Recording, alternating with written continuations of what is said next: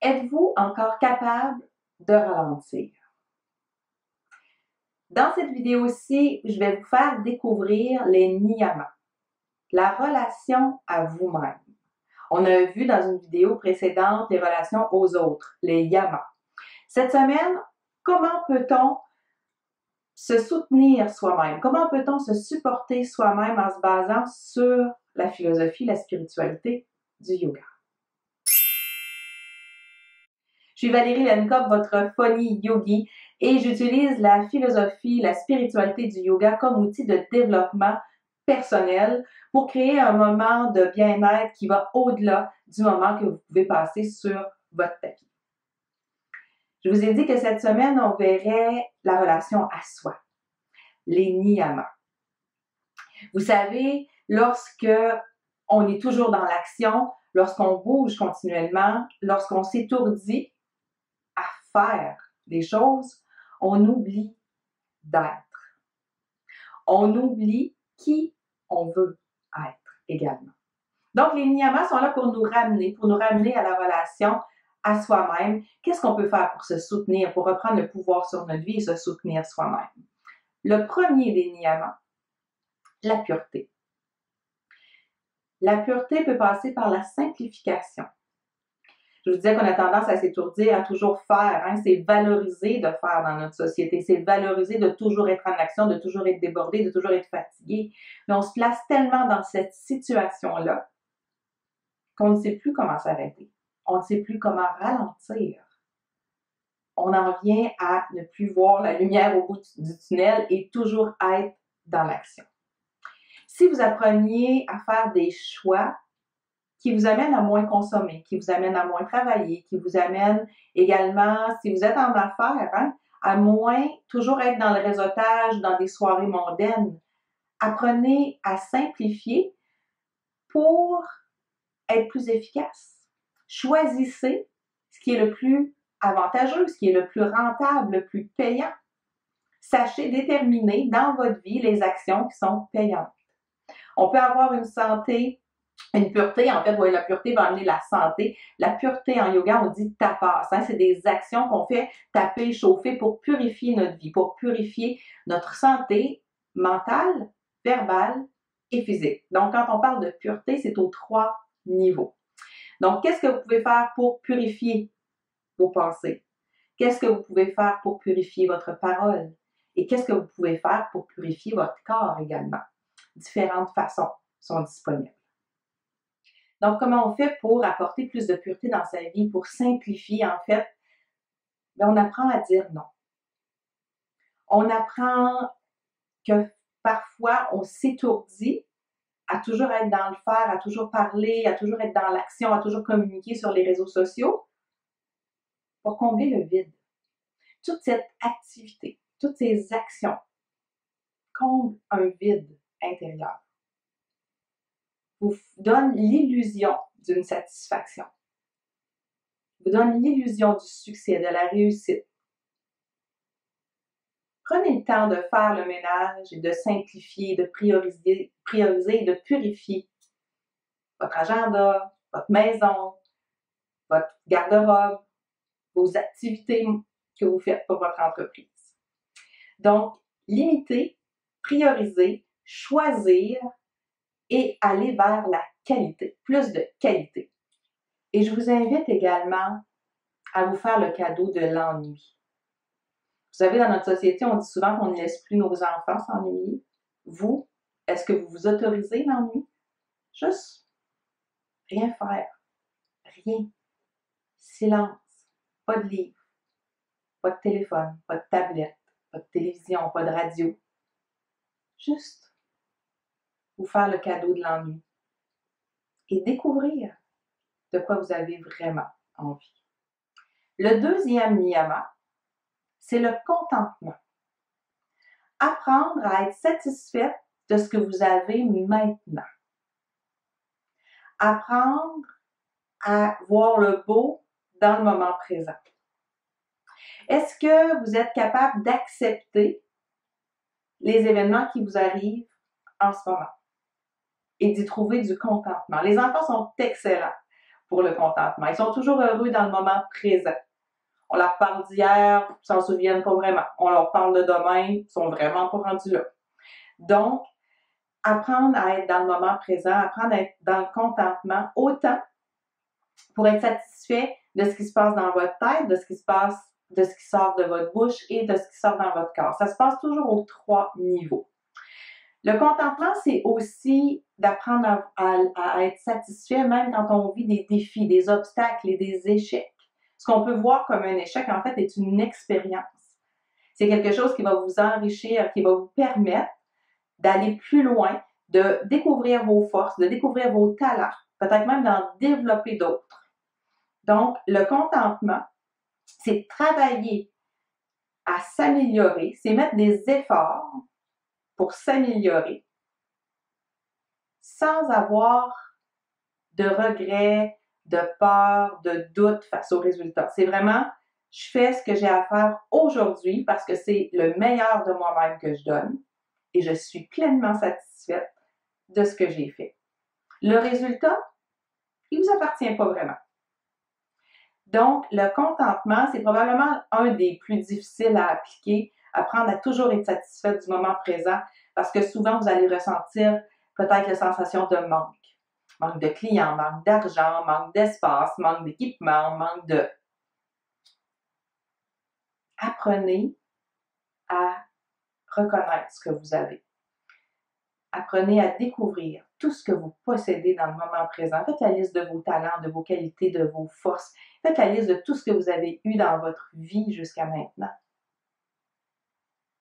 Et vous allez voir que vous pouvez être satisfaite, être dans un état de contentement. Par la suite, vous avez tapas. Tapas qui est la discipline. Alors, le yoga est une discipline. Ça demande de la discipline pour s'améliorer dans nos postures. Ça demande de la discipline lorsqu'on pratique les pranayamas, les techniques de respiration pour allonger notre souffle.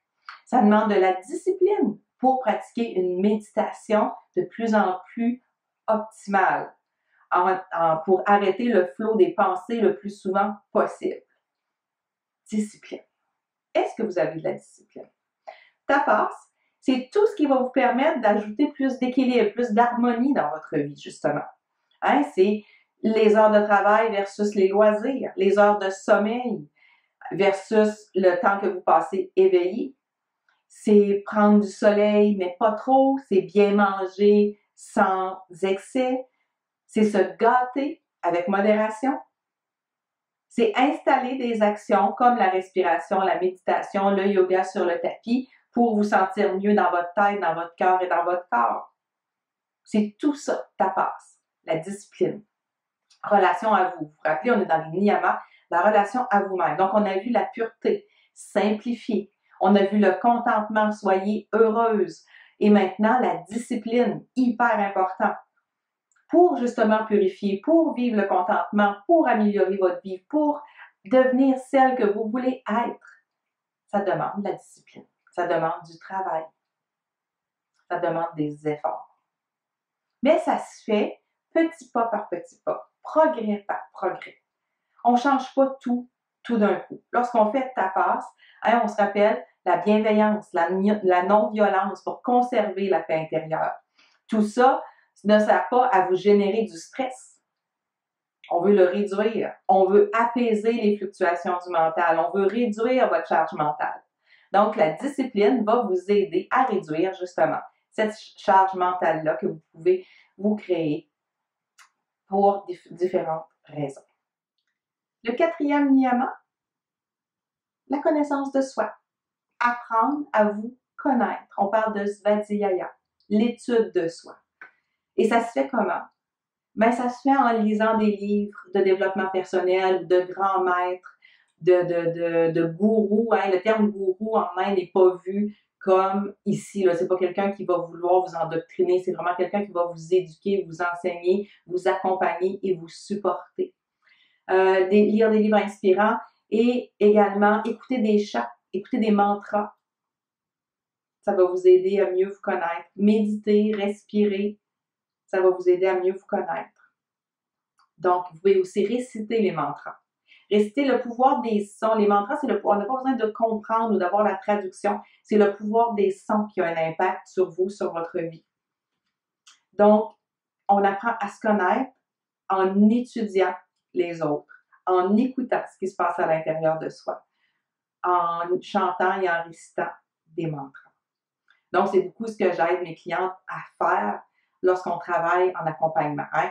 On veut purifier pour ressentir plus de contentement en ajoutant de la discipline pour mieux se connaître et ça nous conduit au dernier des niyamas, le fameux lâcher prise. Savez-vous lâcher prise? Êtes-vous capable de lâcher prise? Hein, on se dit, mais oui, mais là, elle me dit de faire des plans d'action, de mettre des actions en place pour que ma vie s'améliore, pour que je sois la meilleure version de moi-même, pour que je devienne la femme que je veux vraiment être, pour que ma vie professionnelle et personnelle soit plus en harmonie.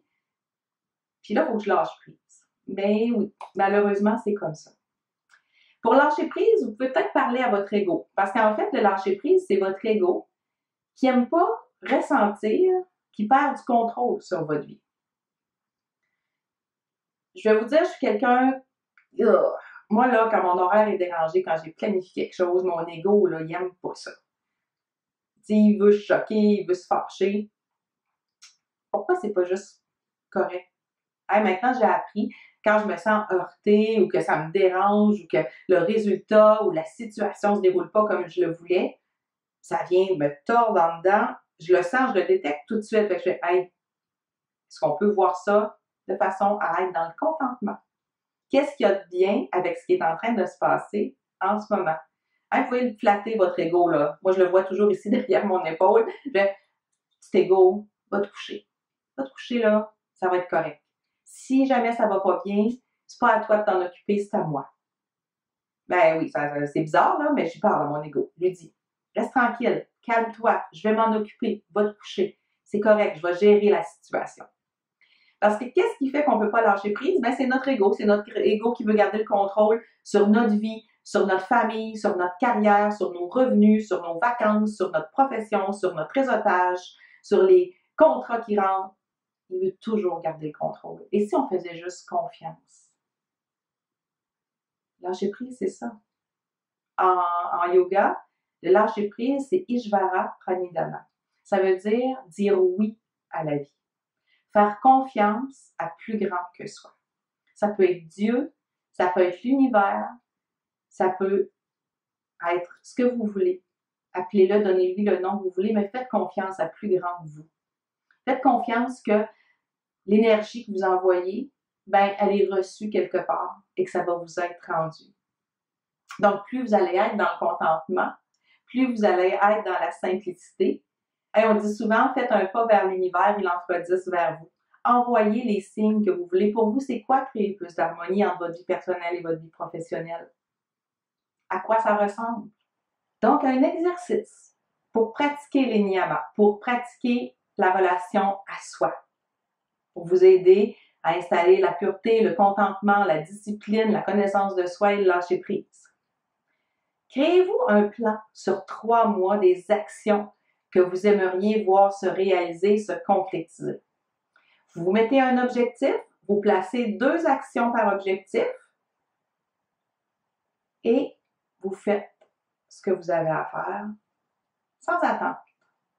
Parce que si vous avez des attentes, peut-être que vous limitez les résultats. Peut-être que vous pourriez vous attendre à plus, mais que vous ne le savez tout simplement pas. Donc, évitez d'avoir des attentes pour ne pas bloquer une abondance plus grande que celle que vous avez peut-être imaginée. C'est un bel exercice à faire. Et planifier va vous permettre d'avancer, de vous améliorer, de créer plus d'harmonie entre votre vie personnelle et professionnelle. Donc, si vous avez aimé cette vidéo, si ça vous a apporté de la valeur, je vous invite à liker la vidéo, commenter ou encore partager cette vidéo pour aider quelqu'un de votre entourage. Et si jamais vous vous dites, j'aime ça ce qu'elle dit, mais j'ai de la misère à passer à l'action toute seule, ben, n'hésitez pas à m'écrire et à me contacter pour voir si je pourrais vous accompagner, vous aider à faire le pas de plus qui vous permettrait d'aller un peu plus loin pour créer de l'harmonie entre votre vie personnelle et votre vie professionnelle.